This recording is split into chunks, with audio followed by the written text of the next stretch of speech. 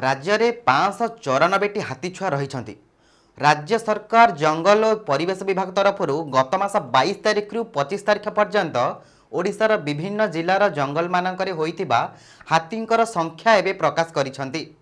तेबे सिमिलीपाल अभयारण्य समेत राज्यर प्राय 38टी फॉरेस्ट डिविजन रे एही हाथी गणना कार्यक्रम होइतिला। एही गणना रे ओडिशार विभिन्न जंगल रे प्राय 2098टी हाथी रहितिबा जणा पड़िछि। 2017 मसीह होइतिबा हाथी गणना समय रे 1976टी हाथी रहितिबा बेले 7 वर्ष रे वर्तमान 122टी हाथी संख्या वृद्धि पाई ताहा 2098टी होइछंती।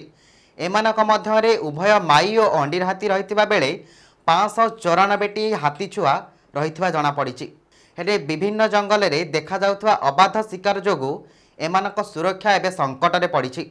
सरकारक तरफ निया जाउथिबा सुरक्षा जंगल अनुसार स्वल्प संख्यक वन कर्मचारी सह एमानक सुरक्षा पाई पदक्षेप यथेष्ट नुह बोली अनुमान करा जाउछि, जेउथिपाई शिकारी माने यार फायदा नेउछंती। जदि आगकू सरकार जंगल एमानक सुरक्षा पाई किछि सठिक पदक्षेप न नियंती ताहाले आगकू हाथी वंश लोप पाया पाई आउ बेसी वर्ष लागिबो नाही बोली कहिसंती बुद्धिजीवी। ब्यूरो रिपोर्ट नीलाद्रिशाय मीडिया लाइव। एभली अधिक खबर पाया पाई आम चैनल को लाइक शेयर एंड सब्सक्राइब करंतु। रहुछु नमस्कार।